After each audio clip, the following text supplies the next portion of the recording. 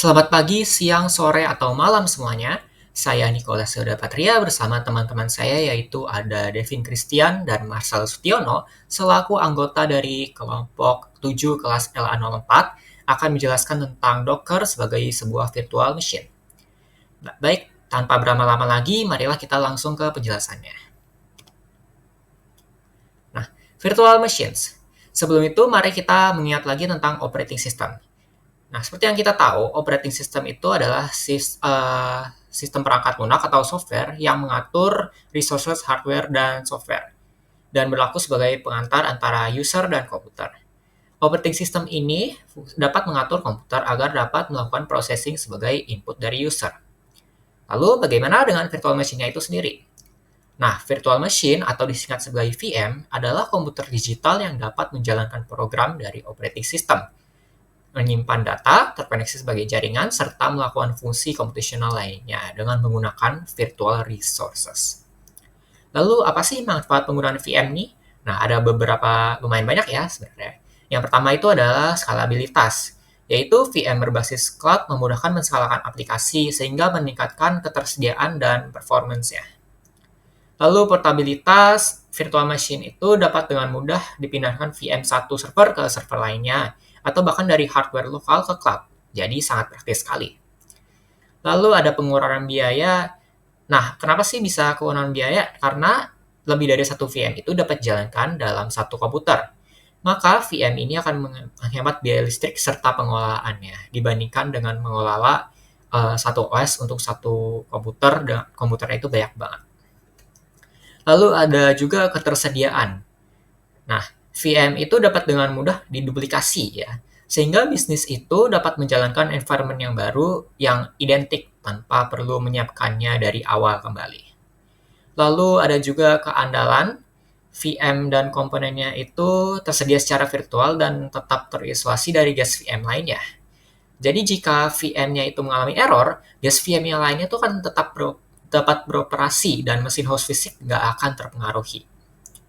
Lalu yang terakhir ada keamanan.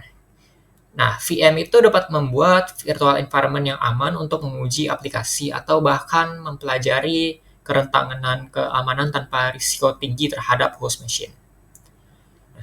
Contoh virtual machines itu yaitu penggunaan VM dalam cloud computing seperti yang saya mention sebelumnya ya. Lalu kita beralih ke virtualization. Nah, virtualization itu apa sih? Nah, virtualization itu adalah teknologi yang memperbolehkan satu mesin fisik dapat menjalankan lebih dari satu operating system secara bersamaan dengan meniru fungsi dari hardware fisik. Virtualization itu menggunakan software untuk membuat VM yang dapat menjalankan operating system serta aplikasinya sendiri. Nah, keunggulannya ada apa aja sih? Nah, yang pertama ada penggunaan resources yang efisien. Nah, kenapa? Karena tiap resources dapat digunakan oleh lebih dari satu VM, jadi lebih praktis nih jatuhnya. Lalu ada manajemen otomatis, nah yaitu tidak perlu merawat banyak komputer fisik, cukup rawat aja tuh software pada satu komputer. Nggak perlu banyak-banyak komputer. Lalu ada juga recovery yang lebih cepat. Nah, contohnya jika terjadi cyber attack yang dapat berakibat negatif, komputer itu yang menggunakan virtualization dapat lebih cepat merecover data yang berpotensi hilang atau corrupted dibandingkan dengan jika kita menggunakan satu komputer untuk satu OS. Nah, itu lebih susah untuk recover data yang berpotensi hilang atau corrupted-nya. Nah, lalu kalau misalkan bingung apa itu perbedaannya virtualization dengan cloud computing? Nah, jadi kalau virtualization itu membuat data center dari user, sedangkan providers membuat serta mengatur sendiri data center mereka yang membuat virtual environment itu berbeda dibandingkan dengan virtual machine. Selanjutnya adalah topik product knowledge yang akan dijelaskan oleh saya, Devin Christian. Jadi, apa itu Docker? Docker adalah platform open source yang digunakan untuk mengemas, mendistribusi, dan menjalankan aplikasi yang ada dalam kontainer. Dan kontainer adalah unit ringan dan portable yang berisi kode, runtime, dependency, dan konfigurasi sistem. Mengapa menggunakan Docker? Docker adalah platform di mana user dapat membuat sebuah aplikasi tanpa mendownload atau mempunyai ketentuan tertentu. Contohnya, jika user ingin membuat aplikasi menggunakan Python, tapi tidak ingin merepotkan diri untuk menginstal dependency atau version Python tertentu dengan menggunakan Docker, user dapat langsung menjalankan proses pembuatan aplikasi tanpa mempedulikan dependensi dan versi Python. Kelebihan dari menggunakan Docker dapat dijalankan menggunakan operating system yang berbeda. Jadi contohnya itu seperti kalau aplikasi ini dibuat dalam operating system Linux dan cuma bisa dijalankan dalam Linux. Kalau kita menggunakan Docker, aplikasi itu bisa dijalankan dalam beberapa operating system yang berbeda. Misalnya Linux bisa, Windows bisa. Setiap kontainer terisolasi, tidak memiliki konflik antar aplikasi. Jadi kontainer dalam Docker itu mempunyai environment sendiri dan tidak berkonflik sesama. Contohnya itu seperti aplikasi yang satu misalkan menggunakan version Python 3,6 dan aplikasi kedua menggunakan Python version 3,10. Mereka itu terisolasi dan bisa saling berjalan walaupun beda version. Membutuhkan resource yang rendah. Karena Docker mempunyai kontainer yang berbagi host kernel host, resource yang digunakan akan lebih rendah dibandingkan virtual machine yang memerlukan OS lengkap. Kekurangan dari menggunakan Docker. Performa lebih rendah jika menggunakan native. Walaupun perbedaan performanya tidak jauh, tapi performa aplikasi yang dibuat menggunakan native akan sedikit mempunyai performa lebih bagus daripada menggunakan Docker. Membutuhkan waktu untuk memahami cara menggunakan kontainer. Jadi cara membuat aplikasi dalam kontainer Docker akan ada perbedaan dari menggunakan native dan user baru akan membutuhkan waktu untuk mengerti konsep layer, caching, image dan image registry. Kurang cocok untuk aplikasi GUI, Docker lebih cocok untuk backend server.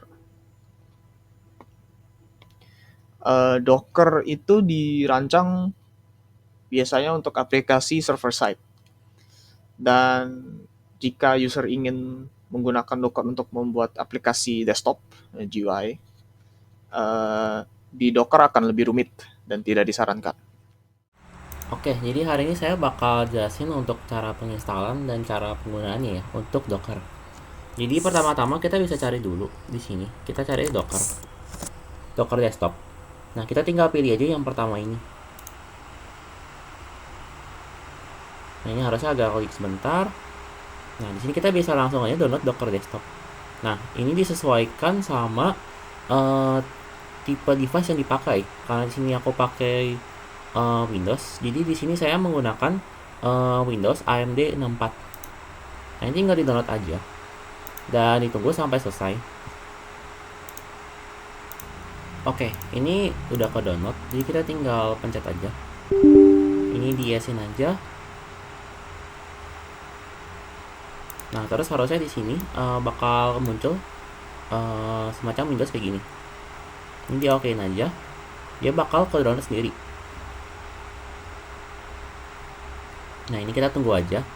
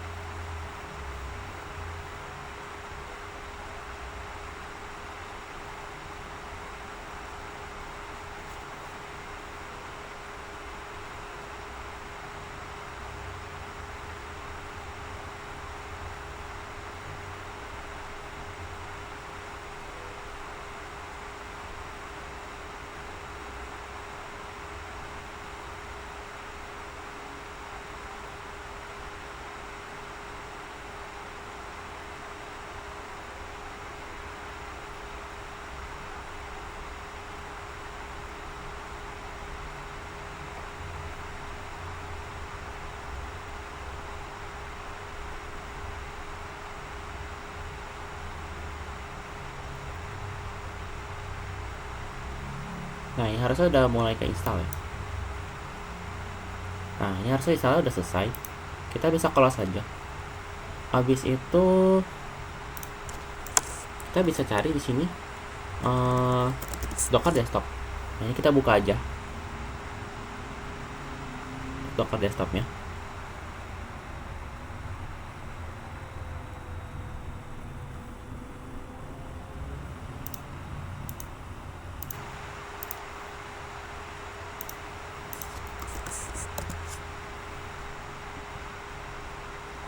Nah, ini harusnya kalau udah kebuka dia bakal kayak begini ya. Ini kita accept aja. Habis itu di sini kita bisa login aja. Di sini aku bakal pakai Google email akun aku. Nah, ini tinggal kita open aja Docker X-nya. Nah, ini tinggal diisi aja surveinya. Ini aku bakal skip aja. Dan Docker Desktop udah bisa dipakai. Nah, selanjutnya aku bakal jelasin mengenai cara menggunakan Dockernya.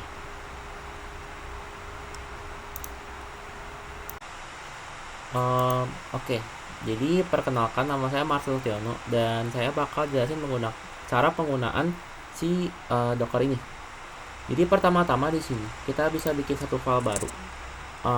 Ibaratnya aku di sini bakal bikin project Python ini. Kita bikin aja main.py. Di sini aku bakal ngeprint aja hello docker. Dan ini bakal kita munculin. Habis itu di sini kita bakal bikin satu file lagi buat ibaratnya adalah nyambungin docker ke project kita. Kita bisa bikin docker file.